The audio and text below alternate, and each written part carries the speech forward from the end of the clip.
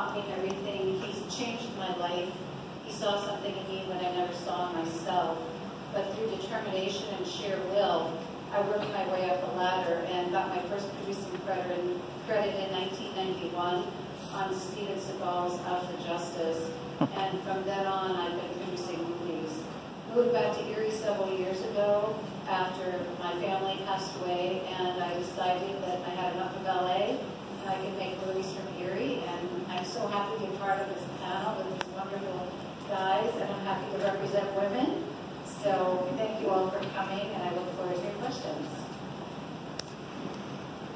Her credit list is so daunting. Just FYI, if you want to look that up. Hi, I'm Aaron B. Kuntz. I am one of the founders of Blood Oath with these lovely gentlemen. I also run a company called Paper Street Pictures, where we make independent genre films. I just finished directing my 4th feature. Previous to that, we had Scare Package, that's now on Shudder, and The Pale Door, horror western with Joe Lansdale, that's on through RLJ, and then Camera Obscura a few years prior to that with NBC Universal. And then we have, I don't even know, 7 or 8 films in post right now that are all horror genre related. And, you know, we're always looking to find new talent, and we're getting pitched all the time, so it kind of made sense maybe to be a part of this. But yeah, and then you can ask questions. I can tell you more about all that stuff. Hey, I'm Brandon Hill, one of the other founders of Blood Oath. I'm also in acquisitions and distribution over at Sendai, who owns Bloody Disgusting and Screenbox. And I also produced the film Nightmare Cinema with Mick Garris and Joe Dante. And I've been kind of in and around the genre space for well over a decade now, and with the distribution space as well. Did a little bit of foreign sales for a while as well, but anyhow, yeah, the domestic side and the genre side of the business is what's really been most exciting for me. So, and kind of where Blood Oath kind of started too. So we'll dive into that a little bit further. But hi everyone, I'm David Guglielmo, and I am a writer, director, producer, casting director, one of the co-founders of Blood Oath. I moved out to LA about 10 years ago, and had a passion project I wanted to direct, and took a long time to get going, raising money myself and my partner. And while we were shooting, kind of piecemeal, putting together this film, trying to impress investors with sizzle reels and things like that, I became close with the casting director of the film, and when I wrapped, he asked if I wanted to be his assistant. And from there, I realized I was really good at casting. So I opened up my own company about 5 years ago, and it's been going really well. I was the head of casting for the legendary horror magazine Fangoria as they went into film production, and did movies like The Seventh Day, and VFW, and Satanic Panic. And then when COVID hit, we weren't even sure how you could make movies. And we all got together and came up with this idea for Blood Oath, where we would make these smaller films from first or second time filmmakers that might have a hard time otherwise, definitely in the studio system, but even as an indie, I think that indies are looking more and more like studio films. And we wanted to do stuff that was just a little offbeat and idiosyncratic and had a vision.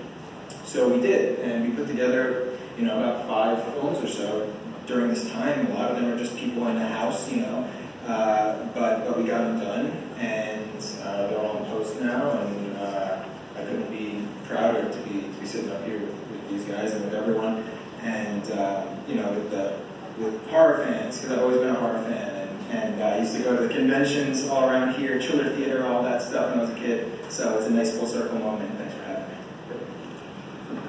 Great. So as you can see, we have a pretty diverse perspective on the stage here today. And so we're going to get right into the first set of questions. So the first question is for you, Jackie. What does a filmmaker need to have prepared for their pitch? Wow. Well, first of all, know your story. Know it, backwards, forwards, every which way. And also understand that you're the only person that can tell this story. Nobody else can do it. He can't do it, he can't do it, only you. So you have to have that faith in yourself, but when you go to pitch, also know who you're pitching to. Know your audience. And look at them. Look at what they've done. After I did Die Hard 2, I became a vice president at Warner Brothers. Everybody came to me, this is Die Hard in an elevator, this is Die Hard in an airplane, this is Die Hard in a bathroom. I was like, I don't even want to do Die Hard again, I already did it. So know me as well as know yourself.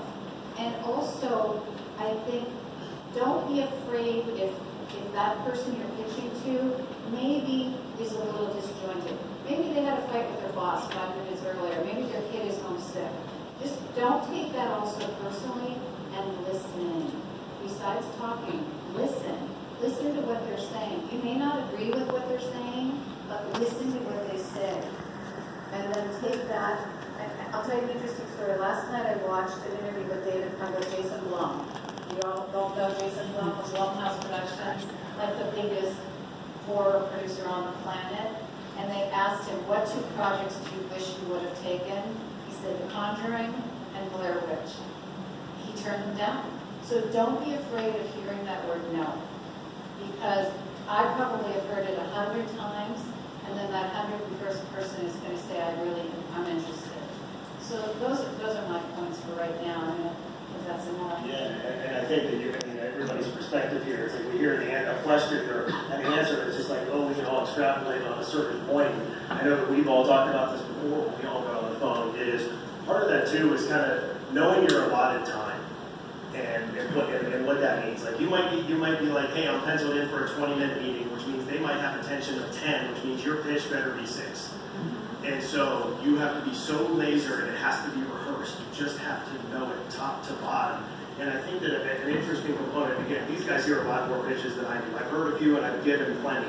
But what I find people have responded to is your capacity to be a storyteller, even in that 5 minutes.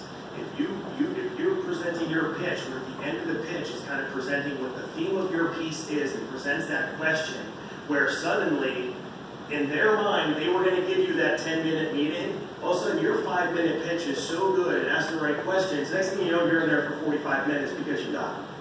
And that's the best kind of thing you can ask for. But that initial 5 to 7 minute, what a lot of people kind of call, what's your elevator pitch? How can you do this in a few sentences so succinctly where you have a beginning, a setup, a middle, and an end that says, oh shit, that's a great idea.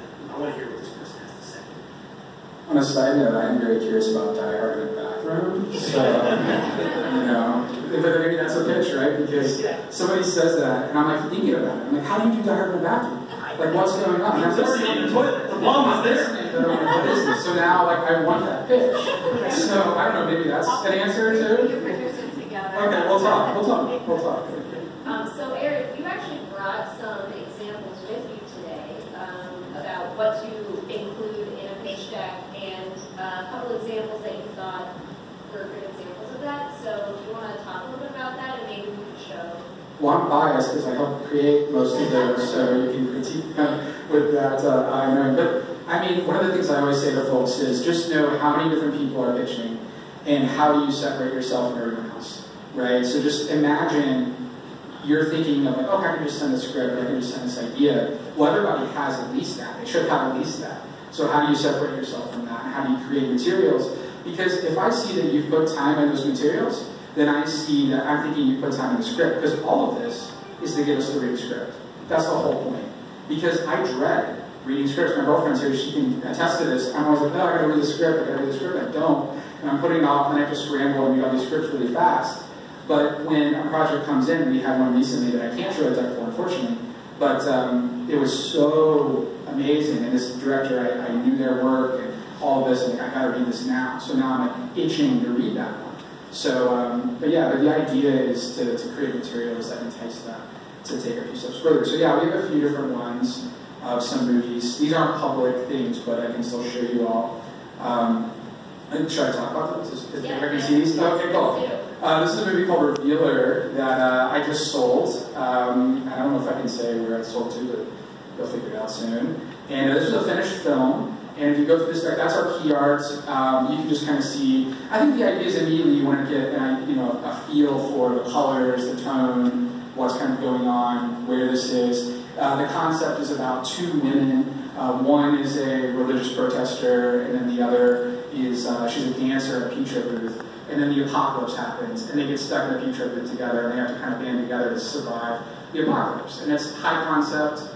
Is there, and then, just going through, kind of, and we talk about the people, the writers are some famous comic book artists who did like Hackslash and Plot and whatnot. But anyway, the idea is just show some style, and you kind of get just everything from font choices to colors and all this, and then you quickly start to see what the film is, really about, and what you can really kind of offer. So I thought this was a good example of just kind of getting people excited, and it worked. I sent this deck, the distributor loved it, they're like, I want to see it, then I sent a teaser, and it was sold very quickly, even at that. So, but this was one where we're using actual stills from the film. So that's one example of you're in post and you're trying to kind of take that. So I wanted to show one version of that and what that looks like.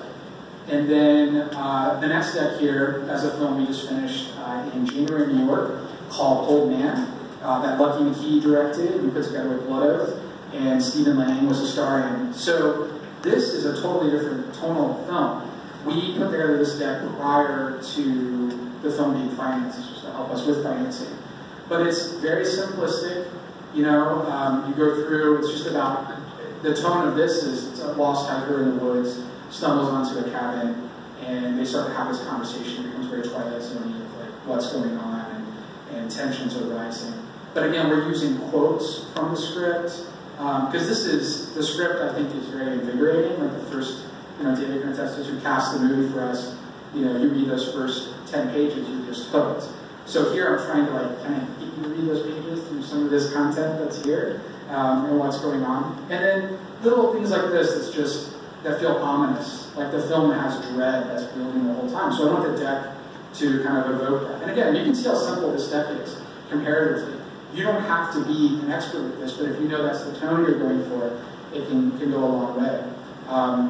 And then character pages, and then we took, there's Stephen Lang, so we're highlighting, we had him attached to the movie, and then Mark Center, who's a lovely human, one of my best friends, that's here as well, and talking about their background and what's going on, and this, we were able to get financing for the film. I think largely this deck and our reputation. So I think that goes along. But again, I just thought these were two good examples of things that the first one's highly stylized.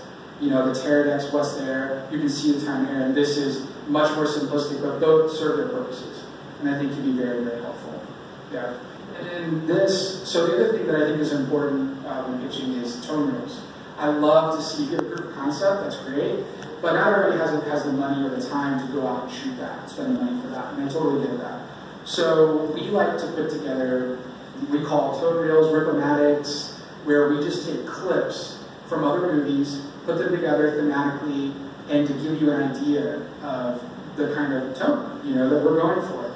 So it's about 3 minutes. It's for a movie called Dream Machine that I will be directing, and that we just edited from other movies that are inspirations to the film. And the idea is to watch this, and then, I don't know, maybe you don't want to see it after this, but hopefully you're like, I want to see that movie, after seeing this. Do you want to play a little bit of this then? Yeah, if you want. I don't know if you wanted to show it. I don't know what John preferred, but if you wanted to show it or go through it or whatever.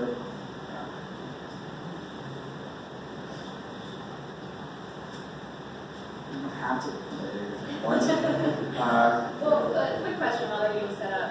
How much of your project should you really have already developed before you make the step to pitch something?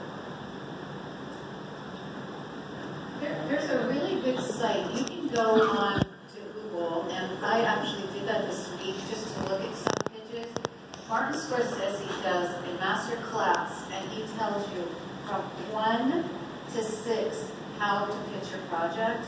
and it's genius. It's short, it's sweet, so don't be afraid to go and look at, I mean, Mark starts saying, come on, seriously, if I'm going to listen to something he says, but for me, you want to give them a piece, you want to give them the spark and the interest, like you said, to really say, I need to read this script, but don't give it all away, you know, and make sure that you've got it copyrighted, because I've been in projects where the writer did not copyright this project with the Writers Guild of America, and 2 years later I was like, so that's his project. And so make sure you own your project before you pitch it to anybody, because things happen. Quickly add on there though, when there are projects that come through that, like, because you mentioned, don't give away anything, but I will say sometimes there's been occasions where I'm looking at multiple projects that have a similar kind of feel or concept. So sometimes it's good to really know your project in and out and what makes it different, so that if those questions come up, you're ready for it. You can say, oh, well, this is why this one's really going to stand out. And you may not know that I've already looked at a couple other projects that are similar, but I'm going to go look at those other ones and go, which one is the best? So if you come across with a really great pitch and you have something that's really unique and different, and you have it all kind of in your head and ready to go, that's going to be really impressive for me. So just want to add that. Real quick, before we actually see the video, I want to ask Mark, Brandon, you specifically, how to pitch. What are some of the best practices, words of advice, and kind of what's worked for you, kind of from an actor's perspective and the casting director perspective? Well, I mean, the easy answer is rehearse. I mean, grab a couple of friends and get out there and go. I mean, it's going to start on paper, right? You're going to have an outline for what you want to say. It's kind of like writing a speech. These are my themes. This is what I kind of want to highlight. And we recently, this last year, I guess a year and a half before, when we were actually allowed to go into rooms for meetings, whenever that was allowed before, but we were pitching a series. We went to Amazon and Paramount, and we went to a handful of buildings, and what we found the most effective for us with talking to our friends and practicing our pitch with the friends, and what became my elevator pitch, like on sets or talking to friends, hey, we're going out to pitch the show to people, was the teaser. It was like, wow, this 5 minutes right here, everybody's like, shit, that's a great idea. They're like, then what? And then you kind of know the big picture themes. It's like these guys are saying, you want there to be enough, and only, friends and family, like, I hate watching my movies with friends and family because they have no filter. They're not going to tell you you're great if you're not, and so that's what you want to practice your pitching with. Like, you have it all worked out, you know your material inside and out, but I went in, and another component of this, it's a little bit of a tangent, but it's like, because a lot of us don't have relationships, well, I don't have a friend, but a lot of times you're like, you know what, I know one room that I can get into. I've done a handful of Hallmark movies. I know that's an easy audience for me, and right now I'm in the business of getting a yes. I'm kind of sick of hearing no. We've all heard it. It's a town that's kind of built on it, and it's a real challenge. I'm like, you know what? I can get a yes from them going to meeting. I wrote a Hallmark script. I had an idea. I was like, hey guys, I have an idea. I want to hear it. They're like, sure. I went in and pitched it. They're like, wow, this is great. Are you going to try to write it? I'm like, I already did. Thanks a lot. Let me know what you think. And I already had it in my bag to go, and I had the deck, and I was all prepared. But every meeting's a little different that way. Like, you don't know. Like, that was an easy room for me because I knew those guys, and I know those people because I had a little bit of a relationship before. But so again, it's like, it's tough to answer the question fully other than to say, know your stuff inside and out. You might have a lot of tricks in your bag that you might not pull out, but at the end of the day, that 7 minutes is rehearsed upside down, backwards, and you know exactly kind of what it is, and you know, like, here's my opening, and this probably is the biggest key, and I think this is the key that I think most actors would say for a scene. If you get the first line right, it'll just go. And so you want to have your beginning so mapped out, and then it'll just kind of flow.